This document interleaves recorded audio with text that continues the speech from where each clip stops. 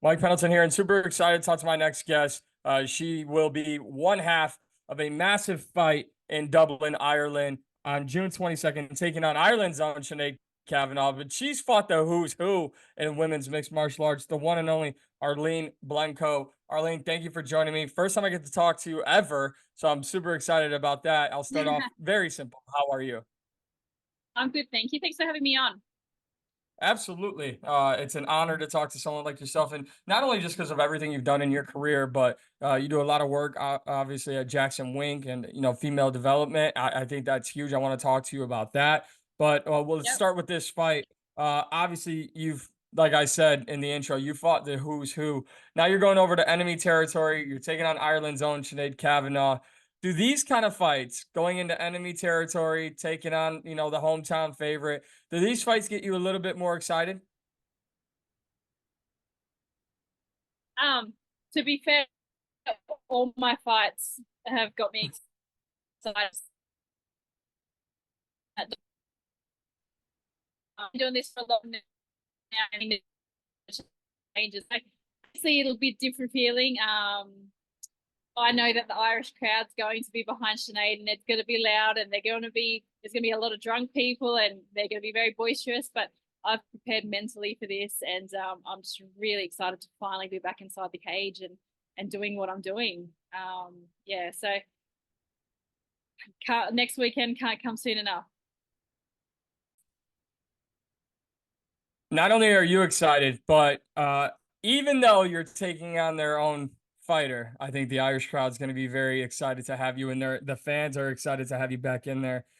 Business kind of changing for Bellator, obviously, with the PFL merger and so many moving parts. Was it just waiting for things to play out that kind of kept you waiting in the wings for a fight? Yeah, well, late last year, I was really hoping to get back in the cage, but obviously everything was sort of up in the air, and we didn't know what was happening with the purchase of Bellator, and obviously once we did hear about the merge with PFL, that was super exciting. So it's just been a matter of waiting, and I'm was super respectful for how big of a task that was to bring the two promotions together. Like, I mean, the purchase of Bellator was an extra 300 fighters that PFL would then have to put on the roster and accommodate for. So I was patient, and I'm a big believer in timing and things happening for the right reasons when they're meant to. So I didn't push too much. I just kept doing what I could do, and the only thing I can control was my training and preparation. So I just made sure I kept training and preparing. But yeah, no, it's exciting to see this merge. It's probably, I've been with Bellator now for 10 years, so it's cool to sort of experience something new. Unfortunately, I lost my trademark little skirt and outfit. I'm going to have to go into the PFL Bellator uniform. So, it'll be interesting, and it's a little bit of excitement, something new for me to go over and experience a new fight week in a city that I've never been to. With a whole new, see what the changes have been made now that the mergers between the two promotions has been made. So yeah, it's a little bit of the unknown, but it leaves it for an exciting fight week for me too. So yeah, a couple more days of training, and I get to go have some fun. You definitely get to go have some fun taking on Sinead Kavanagh. You hit on so much there. Just ask. I know we're still a few like 10 days or so out from the fight, but has there been any difference from the Bellator side, being a Bellator fighter, and just kind of the lead up to fight week? I know you're obviously doing media today, but has there been any significant changes for you? Um, no, not really. Like I do the same things every fight camp. Obviously there was a couple of areas that I wanted to fix on from my last fight and stuff. But to be fair, like, it's an MMA fight. Even though Sinead's what is she? I think a five-time Irish boxing champion, and obviously I'm also a two-time world boxing champion. Like, I can't expect that it's going to be the same as years ago where we and beat the shit out of each other. I feel like 7 years is a long time. Some people's careers only span 7 years. So the fact that we're both still at the top of our game with Bellator is very cool for both of us. We've both obviously stuck to the game and continued grinding, and So it'll be cool to see the evolution of both of us. But who knows? We might just get in there and throw down for 3 rounds again, 4-ounce gloves. That's the beauty of MMA. You never know. It could just be a fight on the ground. Like it's you just never know until you get in there. I know, I had the opportunity to talk to Sinead as well before this fight, and I talked to her before talking to you. She's kind of talked about hopefully being a revenge tour, and it starts obviously with you and getting it back. But like you said, it's been so long since you two fought, and there was a close fight, at least on the scorecards. What do you think is the one thing, or is there anything that you can look back at, from that fight so many years ago that'll help you as you enter the cage against her once again? Yeah. I look at so 7 years ago.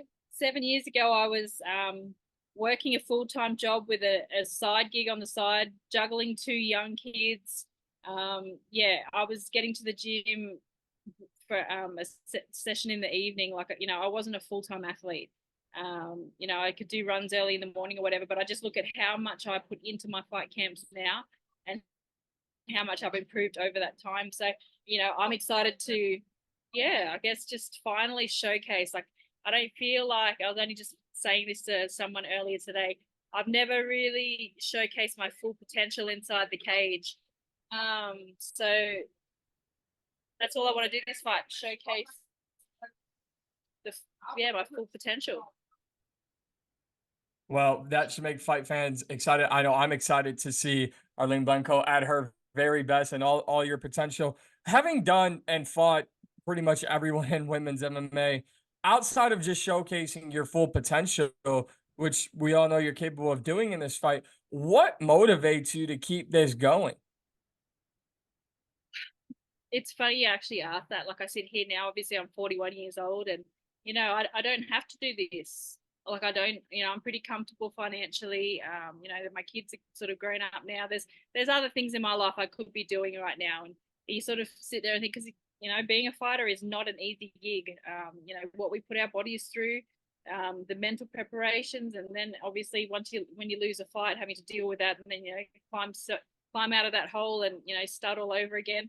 It takes a lot of courage to do that time and time again. And I sort of sat back, especially in this 14 months with time off, thinking, is it time now to move on to the next stage of what I want to do with my life? But I love this. Like I love all of it. As much as it scares the shit out of me sometimes, like it's hard, like I said, but what else would I be doing with my life but living a comfortable life? I don't have this is what I do to test myself and step out of my comfort zone day in and day out in fight camp. And then when I get into the fight, and it's just like nothing else in life compares to that. And I'm not ready to give that up yet. So yeah, until I can find that next little adrenaline rush that's going to get me excited, I don't want to just do the everyday normal life just yet. There's not while I've still got all of this and a little bit more to give. So yeah, I love what I do. So I'm not ready to pack it up yet.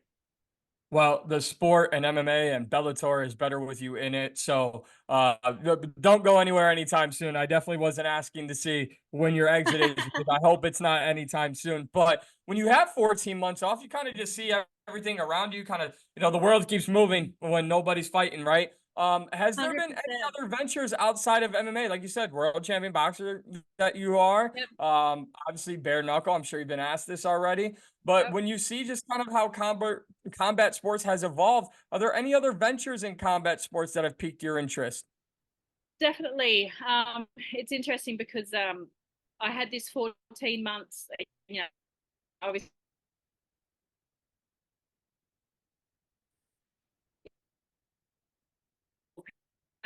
soon maybe I need to go back to boxing.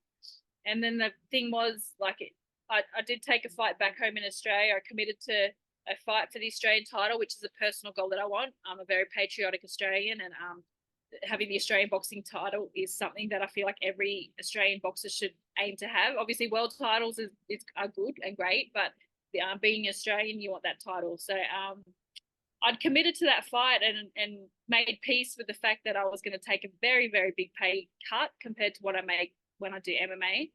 but I was fine with that because, like I said, I love what I do, and behind that, I was fighting for the Australian title, which means more to me than obviously a paycheck. So I committed to that.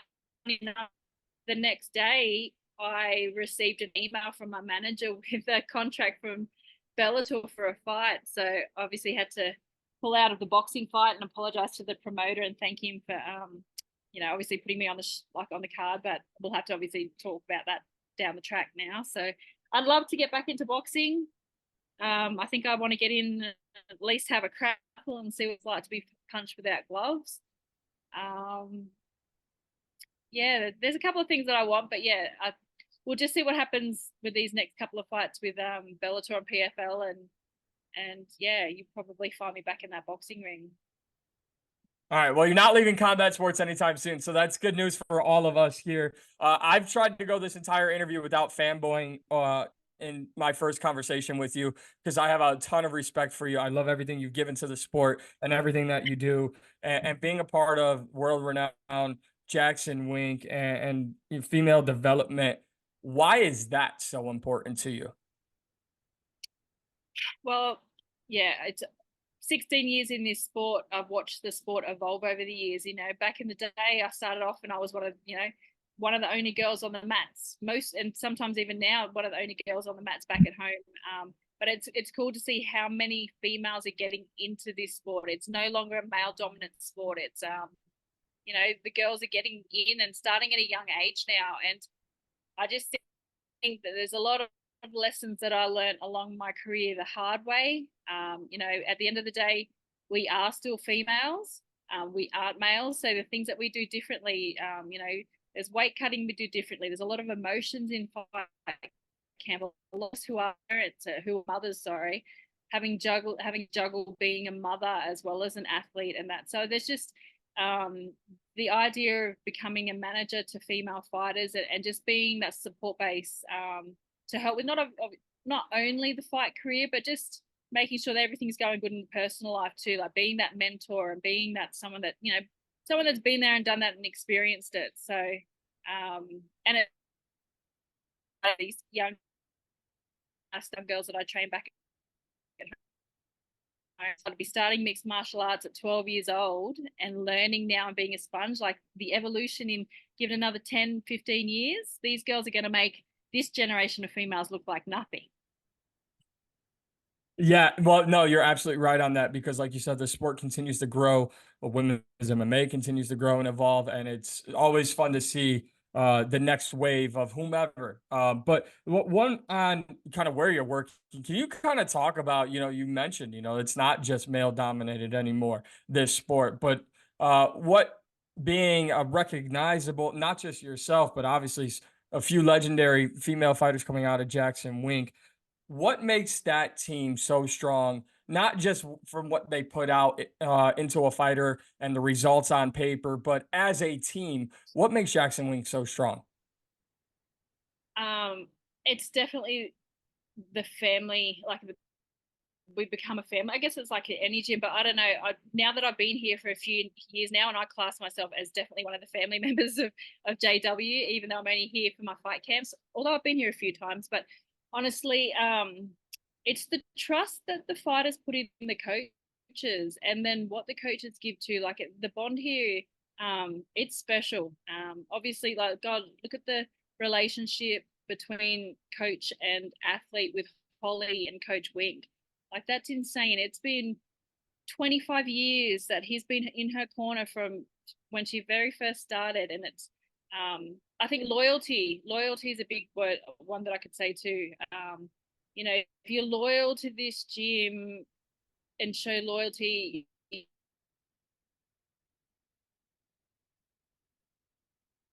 and you're yeah, I can't really explain it, but I just know that this is my home now, and this is where I'll continue to fight out of and represent. And I represent this gym proudly as I represent my country. Because yeah, I want to perform and get the results to make my coaches proud.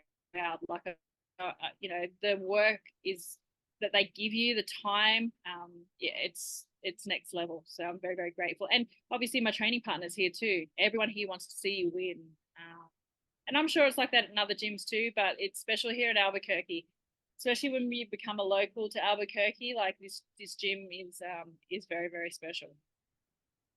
Well, I hold that gym in high regard, having known a couple fighters in that gym. I've got the utmost respect for all of you inside those walls at JW. I just got a couple more. You've mentioned it a few times, and you've obviously done so much in the sport. And I just think about somebody who's not only doing this interview with you, but covered PFL this week and talked to Chelsea Hackett, who mentioned, how PFL kind of scooped her up as she was waiting for a fight after Contender Series, and how there isn't she was stuck in Australia and there wasn't a lot of opportunity out there for her. As you continue to grow and evolve in this sport, not just as a fighter, but as an ambassador and as a woman in this sport, when you look at Australia, how significant is it for women to get involved in mixed martial arts out there?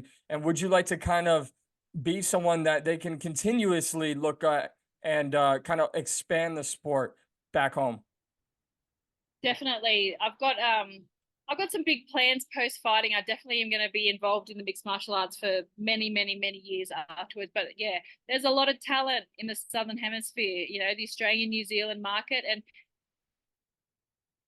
like when you look in the last few years at what the men have done, like the champions that have come out of Australia, Alex Volkanovski, Rob Whittaker, but like even the other staple of fighters, but then the females coming through too. There's a lot of female talent, and yeah, it's just getting them on shows. So yeah, my whole thing, especially being linked to JW, over here with the women's like female management.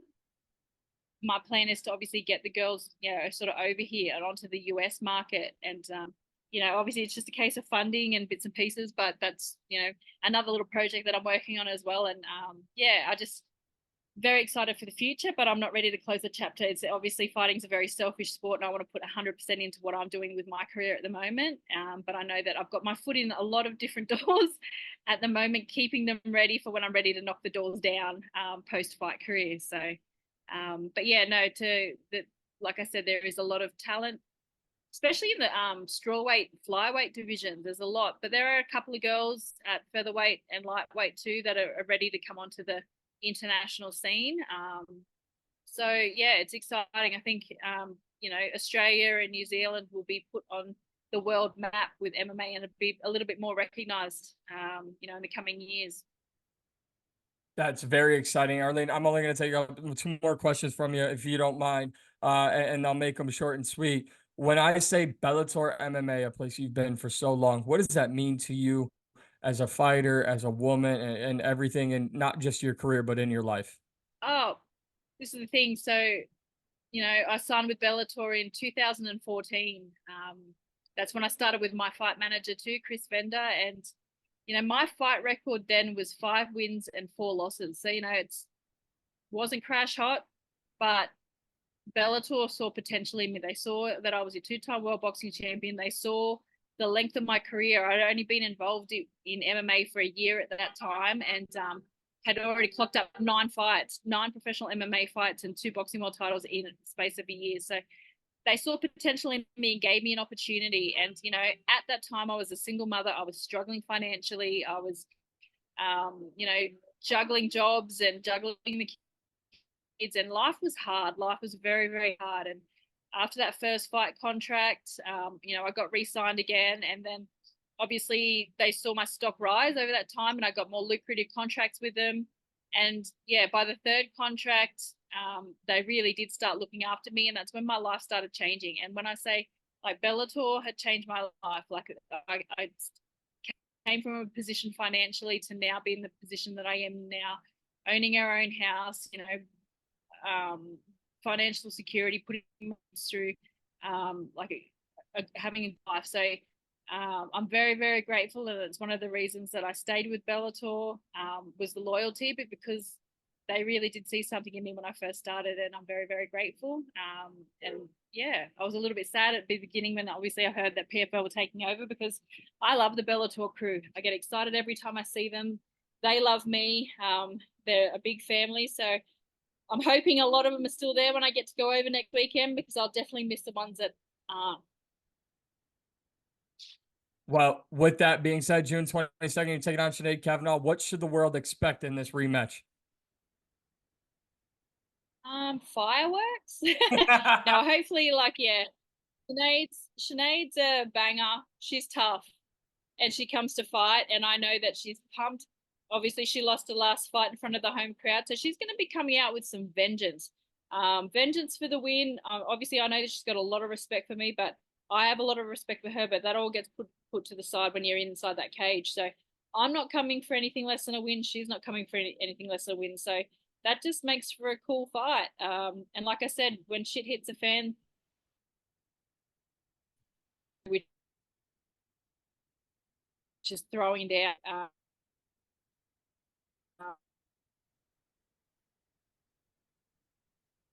Well, Arlene, I do want to say thank you very much for the time today. This is obviously the first time I've gotten to interview you. I hope it's not the last. It's been a blast for me. All the best, June 22nd. Fans in the States can watch Bellator live on Max streaming service. Again, goes down June 22nd, live from Dublin, Ireland. A rematch years in the making. Arlene, thank you for the time. And like I said, hopefully it's not the first and last interview we do.